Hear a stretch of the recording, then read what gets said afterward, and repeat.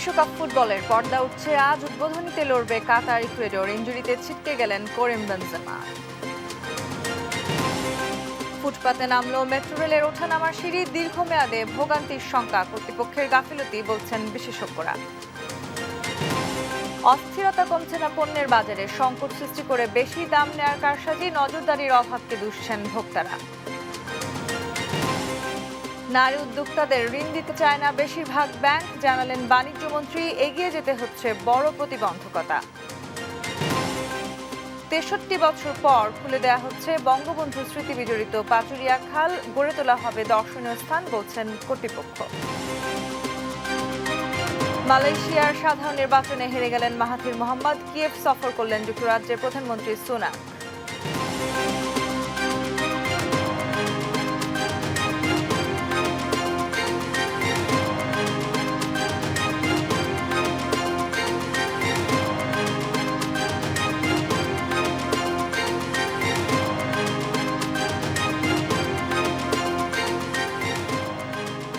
শুভেচ্ছা, আমন্ত্রণ সংবাদ সকালে। বলছিলাম সংবাদ শিরোনাম, সঙ্গে আছি আমি তাসনুভা তন্নি।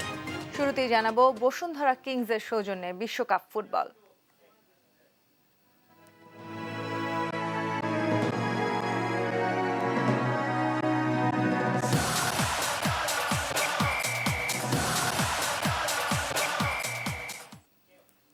অপেক্ষার পালা শেষ। বিগেস্ট শো অন আর্থ বিশ্বকাপ ফুটবলের উদ্বোধন আজ। সারা বিশ্বের মানুষের নজর এখন কাতারে। ২২তম আসরে উদ্বোধনী ম্যাচে ইকুয়েডরের বিপক্ষে মাঠে নামবে স্বাগতিক কাতার। জমকালো আয়োজনের মধ্য দিয়ে আল বায়াত স্টেডিয়ামে ম্যাচ শুরু রাত ১০টায়। প্রথমবারের মতো বিশ্বকাপ খেলতে নামা স্বাগতিক কাতার চাইবে বিশ্ব আসরে শুরু রঙিন করে রাখতে, আর ইকুয়েডর চাইবে গ্রুপ পর্বের বাধা পেরোনোর প্রথম ধাপ টপকে যেতে। বিস্তারিত ঈশান হাসানের ডেস্ক রিপোর্টে। স্বাগতিক হিসেবে বিশ্বকাপে কাতার। মরুভূমি ঘেরা দেশের নেই বিশ্বকাপের অতীত অভিজ্ঞতা। আয়োজক হিসেবে তো বটেই, মাঠের লড়াইয়েও নিজেদের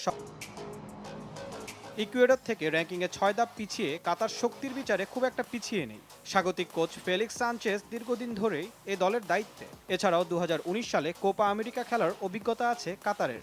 সে অভিজ্ঞতা নিশ্চিতভাবে এই ম্যাচে কাজে লাগাতে চাইবেন কোচ। এই গ্রুপের তাদের অন্য দুই শক্তিশালী প্রতিপক্ষ সেনেগাল ও নেদারল্যান্ডস। অন্যদিকে বিশ্বকাপে চতুর্থবারের মতো অংশগ্রহণ ইকুয়েডরের, যাদের সর্বোচ্চ অর্জন ২০০৬ সালের রাউন্ড 16 আর কোপা আমেরিকায় ১৯৫৯ ও ১৯৯৩ সালের চতুর্থ স্থান অর্জন করে দেশটি। ১৮ ম্যাচে ৭ জয় আর ৬ হার নিয়ে বাছাই পর্বে উতরে গেলেও এই গ্রুপের কাতার ছাড়াও অন্য দুই প্রতিপক্ষ বেশ শক্তিশালী। কাতারের বিপক্ষে এর আগে ৩ বারের মুখোমুখি দেখায় ১ জয়, ১ হার ও ১ ম্যাচে ড্র করেছে ইকুয়েডর। ঈশান হাসান, দেশ TV, sports desk. France football দলে আবারও হানা ইনজুরির। বিশ্বকাপ শুরু হওয়ার কয়েক ঘন্টা আগে উরুর ইনজুরিতে বিশ্বকাপ থেকে ছিটকে গেলেন এবছরের ব্যালন ডিওর জেতা করিম বেনজেমা। অনুশীলনের সময় উরুতে চোট পান এই ফরাসি ফুটবলার।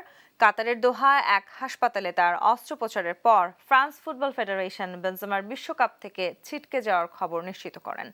জাতীয় দলের হয়ে ৯৭ ম্যাচে ৩৭ গোল করেছেন এই ফরাসি স্ট্রাইকার। ক্রিস্টোফার এনকুকু ও কিমপাপ্পের পর বেনজেমার ইনজুরিতে বেশ বিপাকে ডিফেন্ডিং চ্যাম্পিয়ন ফ্রান্স।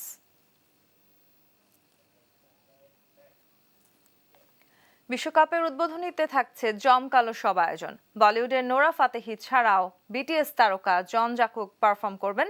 তবে কাতার বিশ্বকাপে পারফর্ম করতে দেখা যাবে না শাকিরাকে। আল বায়াত স্টেডিয়ামে ৪৫ মিনিটের উদ্বোধনী অনুষ্ঠানে থাকছে জমকালো আতশবাজি। বিস্তারিত মাহফুজুল ইসলামের রিপোর্টে।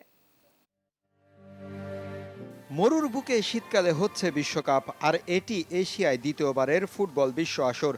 তবে একক আয়োজক হিসেবে প্রথম, আর তাও আরবের প্রতিকূল পরিবেশে। সব ছাপিয়ে ইতিহাসের সবচেয়ে ব্যয়বহুল আয়োজন হতে যাচ্ছে এ আসর। বলা হচ্ছে বিশ্বের প্রায় ৫০০ কোটি মানুষের চোখ থাকবে উদ্বোধনী অনুষ্ঠানে। মূল ভেন্যু আল বায়াতে হবে ৪৫ মিনিটের আনুষ্ঠানিকতা। বাংলাদেশ সময় যার শুরু রোববার রাত ৮টায়। আয়োজনে নাচ, গান ও আতশবাজি ছাড়াও নিজেদের ঐতিহ্য আর সংস্কৃতি তুলে ধরবে কাতার। পড়বে না বড় কোনো প্রভাব। আমেরিকান গায়ক ডোমিনিক লিল বেবি গাইবেন এবারের theme song the world is your to take. সে গানে নাচবেন নোরা ফাতেহির মতো বলিউড তারকা। কোরিয়ান জনপ্রিয় ব্যান্ড বিটিএস এর ভক্তদের জন্য সুখবর থাকছে। উদ্বোধনী অনুষ্ঠানে পারফর্ম করার কথা রয়েছে ব্যান্ডের অন্যতম সদস্য জন জাংকুকের।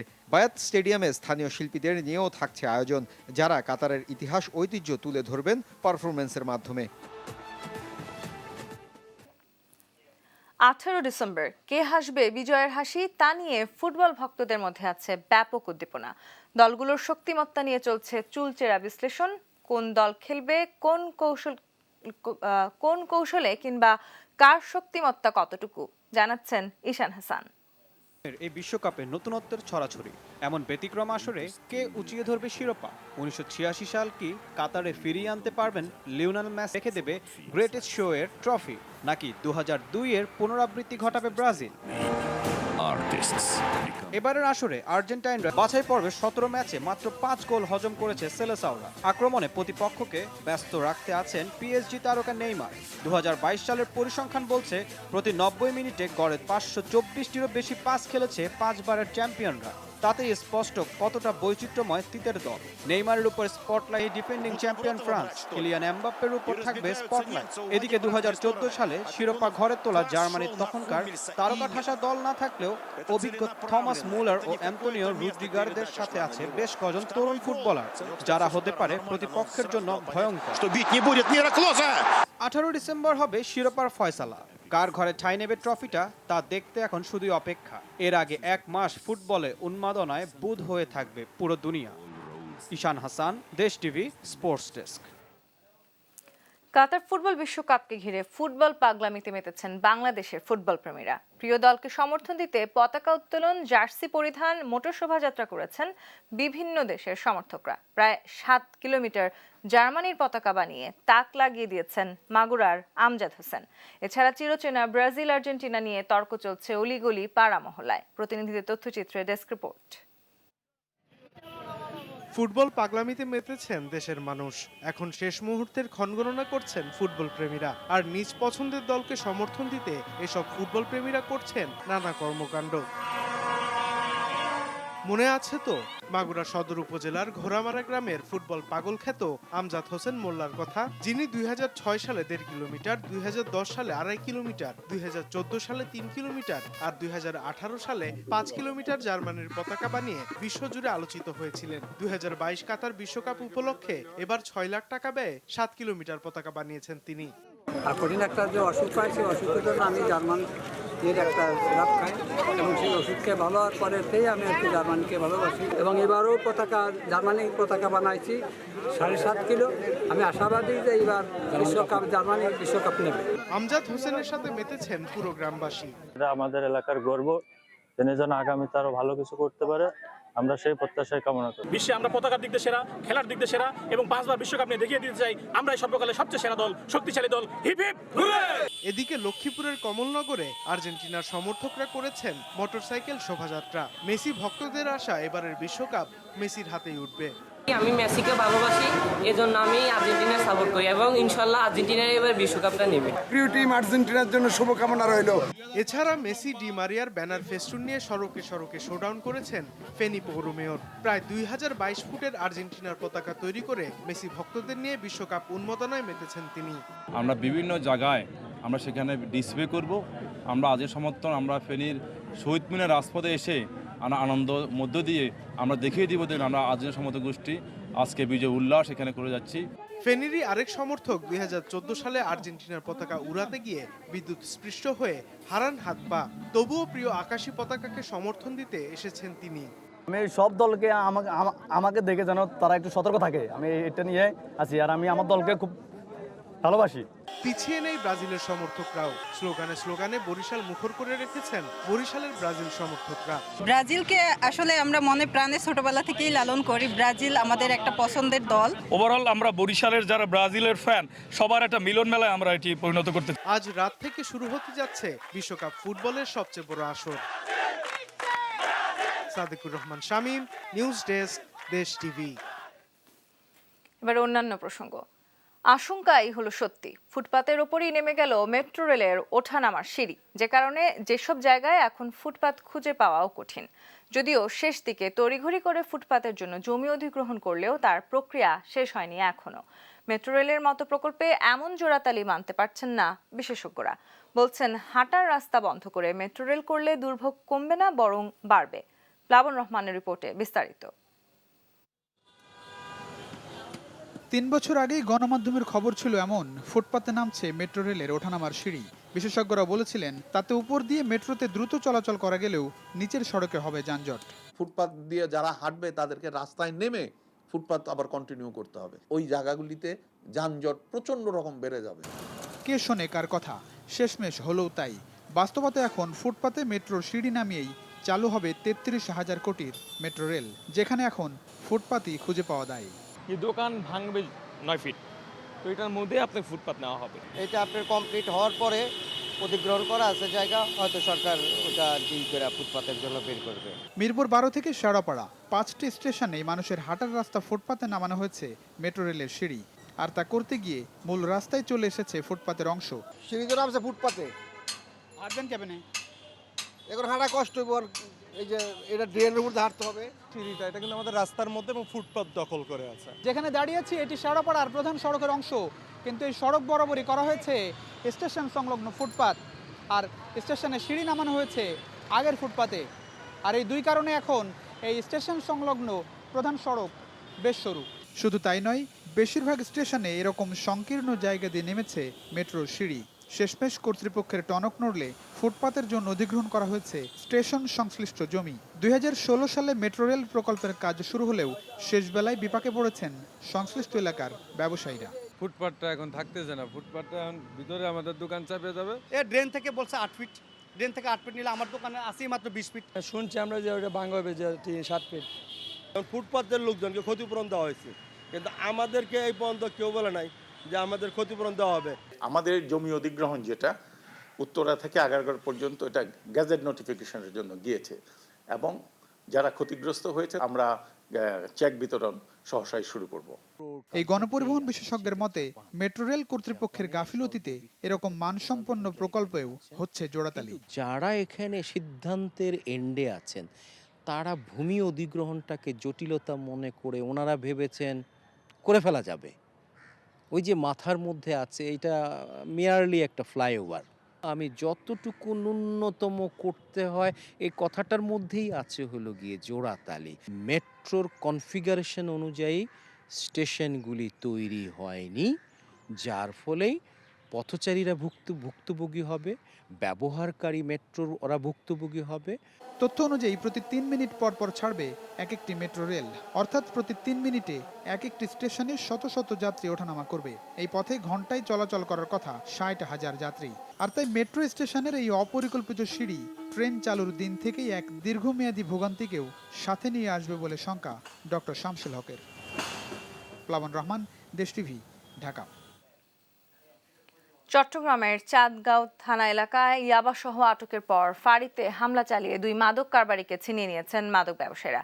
এই সময় পুলিশের গুলিতে এক নারী মারা যান। পুলিশ জানিয়েছে শনিবার রাতে দেলোয়ার ও হানিফ নামে 2 মাদক ব্যবসায়ীকে 5,000 পিস ইয়াবাসহ আটকের পর কালুরঘাট পুলিশ ফাঁড়িতে নিয়ে আসা হয়। এ সময় ওই এলাকার কিছু হিজড়া পুলিশের উপর হামলা করে গ্রেপ্তার আসামিদের ছিনিয়ে নেয়। এতে পুলিশের 2 সদস্য আহত হন। পুলিশ পরিস্থিতি নিয়ন্ত্রণে ফাঁকা গুলি করলে এক নারী গুলিবিদ্ধ হয়। পরে তাকে উদ্ধার করে চট্টগ্রাম মেডিকেল কলেজ হাসপাতালে নেওয়া হলে সেখানে তার মৃত্যু হয়।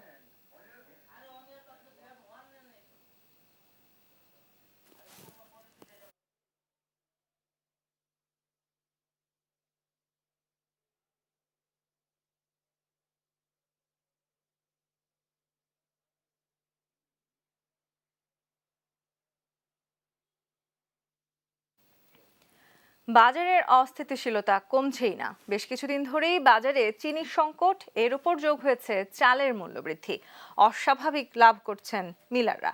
সয়াবিনের সরবরাহ থাকলেও দাম হাঁকা হচ্ছে চড়া। সংকট দেখিয়ে এরই মধ্যে বাড়িয়ে নেওয়া হয়েছে দাম। দাম বাড়ানোর পর দোকানে দোকানে মিলছে পর্যাপ্ত সয়াবিন। বিক্রেতাদের এমন কারসাজি বন্ধে কর্তৃপক্ষের কঠোর নজরদারি চান ভোক্তারা। বিস্তারিত ইফতেখার রেজার রিপোর্টে। কয়েক দফায় মূল্যবৃদ্ধি আর সরবরাহ ঘাটতিতে বেসামাল অবস্থা নিত্যপণ্যের বাজারে। সরকারের বেঁধে দেওয়া বাড়তি দামেও অনেক সময় মিলছে না পণ্য। মূল্যবৃদ্ধির তালিকায় নাম ওঠানো চিনি নিয়ে এখনো হতাশা কাটেনি বাজারে। বাড়তি দাম দিয়েও এ পণ্য সব দোকানে পাওয়া যাচ্ছে না। এজন্য কোম্পানি এবং ডিলারদের যোগ সাজসের অভিযোগ খুচরা বিক্রেতাদের। চিনি নাই বাজারে, দু একটা দোকানে দেখলাম চিনি নাই। পাওয়া গেলে হয়তো 2 টাকা কম বেশি যায় হয়তো, কিন্তু পাওয়াই তো যাচ্ছে না, সিন্ডিকেটের মতো হয়ে গেছে। আমাদের অবস্থা খুবই শোচনীয় মনে করেন, এমন চলাফেরা করতে বাজার করতে খুব কষ্ট হয়। কারওয়ান বাজারে চিনির ডিলার আমিন স্টোর মালিক জানান, পণ্যের যথেষ্ট মজুদ না থাকায় সরবরাহ স্বাভাবিক হচ্ছে না। মূলত আমরা কোম্পানি থেকে চিনি পাই না ভাইয়া, যদিও পাই ডিলার থেকে পাই। তো আমার কথা হয়েছে ভাইয়া, কোম্পানি যদি চিনি না দিতে পারে তো ডিলাররা কেমনে চিনি পায়? নতুন করে নির্ধারণ হওয়া দামে মিলছে সয়াবিন তেল, তবে কোথাও কোথাও বাড়তি দাম নেওয়ার অভিযোগও রয়েছে। আরও আছে পুরনো বোতলের গায়ে নতুন দাম সাটানোর অভিযোগ। গায়ের রেট উঠিয়ে তারা নতুন করে রেট বসিয়ে প্রায় মনে করেন 900 টাকা ধরতেছে, 920 টাকা গায়ের রেট বা 925 টাকা গায়ের রেট দেওয়া আছে, ওই ক্ষেত্রে তারা 5 লিটার তেলগুলো নতুন করে দিচ্ছে। চালের বস্তা প্রতি 100 থেকে 150 টাকা মূল্য বৃদ্ধির জন্য পাইকারি ব্যবসায়ীরা দুষছেন মিল মালিকদের। পর্যাপ্ত মজুদ থাকার পরেও বাজার কেন বৃদ্ধি, এটা আমারও প্রশ্ন। কিন্তু মেল সিন্ডিকেট, এই মেল সিন্ডিকেটটাকে যদি সরকার এটাকে দেখাশোনা করতো ঠিক মতো, তাহলে কিন্তু এই হঠাৎ করে ধর মনিটরিংটা আপনি ঢাকায় না করেন, আপনি সেটা মেইলে করেন, ছাতারে করেন। তবে ডিম, মুরগি আর ইলিশের দাম কমেছে খানিকটা। ডিম ডজনে 10 থেকে 15 টাকা, ব্রয়লার মুরগি 20 থেকে 25 টাকা এবং ইলিশ কেজিতে 100 টাকা পর্যন্ত কমেছে। ইফতেখার রেজা, দেশ টিভি, ঢাকা।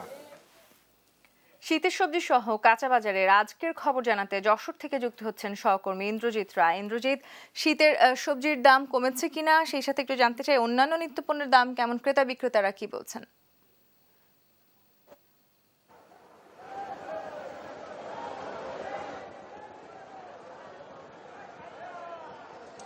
ধন্যবাদ তন্নি। আমি যুক্ত হয়েছি যশোরের যে বৃহত্তর যে সবজির মোকাম বাড়িনগর থেকে। বাড়িনগরে আজকে কিন্তু আমরা বাজারে এসে দেখছি যে শীতের যে সবজি পর্যাপ্ত পরিমাণ সরবরাহ আছে।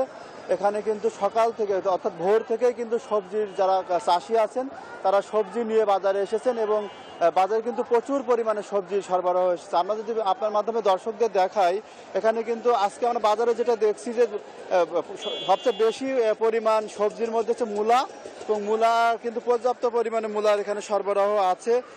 বাজারে আমরা কৃষক এবং যারা এখানকার পাইকার আছে, ব্যাপার আছে, তাদের সঙ্গে কথা বলেছি।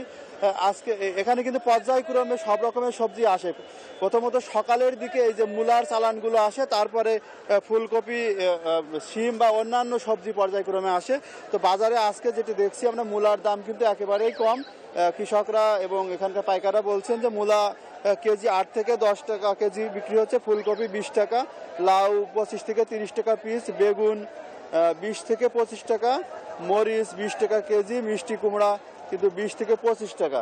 এই সবজিগুলোই মূলত বাজারে এখন উঠতে শুরু করেছে। পর্যায়ক্রমে আরও সবজি বাজারে আসবে।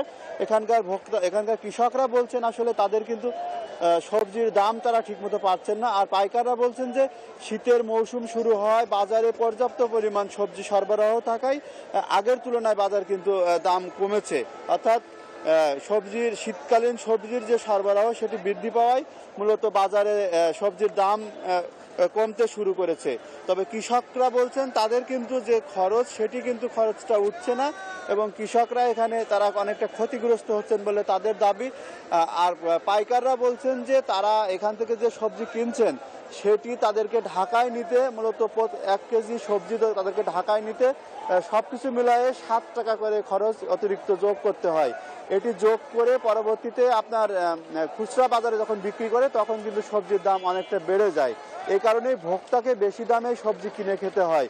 এখানকার যারা কৃষক তারা বলছেন যে তাদের যে উৎপাদন খরচ সেটি কিন্তু অনেক বেশি। সার, কীটনাশক এবং শ্রমিক বা মজুর যেটা বলা হয়, সব কিছু মিলায়ে কিন্তু তাদের আসলে লাভের মুখ তারা দেখতে পাচ্ছেন না। এখন পর্যন্ত তারা প্রথম দিকে তারা সবজি কিন্তু একটু বেশি দামে বিক্রি করতে পেরেছে, কিন্তু এখন সবজির দাম কমে গেছে। সব মিলিয়ে তাদের হয়তো খরচটা উঠছে, কিন্তু তারা আসলে কিন্তু লাভের মুখ দেখতে পাচ্ছেন না। এই ছিল যশোরের বাড়িনগর থেকে সবজির বাজারের সর্বশেষ। ইন্দ্রজিৎ, ধন্যবাদ আপনাকে। দর্শক, যশোর থেকে কাঁচা বাজারের খবর জানাচ্ছিলেন সহকর্মী ইন্দ্রজিৎ রায়। দেশের বেশিরভাগ ব্যাংকই নারী উদ্যোক্তাদের ঋণ দিতে অনীহা প্রকাশ করে বলে জানালেন বাণিজ্যমন্ত্রী টিপু মুন্সি। শনিবার রাতে ওমেন এন্টারপ্রেনার অ্যাসোসিয়েশনের প্রতিষ্ঠা বার্ষিকীতে এমন মন্তব্য করেন তিনি। বলেন, ঋণ দেওয়ার প্রক্রিয়া সহজ না হলে নারী উদ্যোক্তাদের জন্য এগিয়ে যাওয়া কঠিন হবে। ব্যাংকগুলোকে ঋণ প্রদানে নমনীয় হওয়ার আহ্বানও জানান বাণিজ্যমন্ত্রী। অনুষ্ঠানে সভাপতিত্ব করেন সংগঠনের সভাপতি নাদিয়া বিনতে আমিন। অনুষ্ঠানে বিশেষ অতিথি হিসেবে ছিলেন এফবিসিসিআই সভাপতি মোহাম্মদ জসিম ও ঢাকায় নিযুক্ত ইউরোপীয় ইউনিয়নের রাষ্ট্রদূত চার্লস হোয়াইটলি।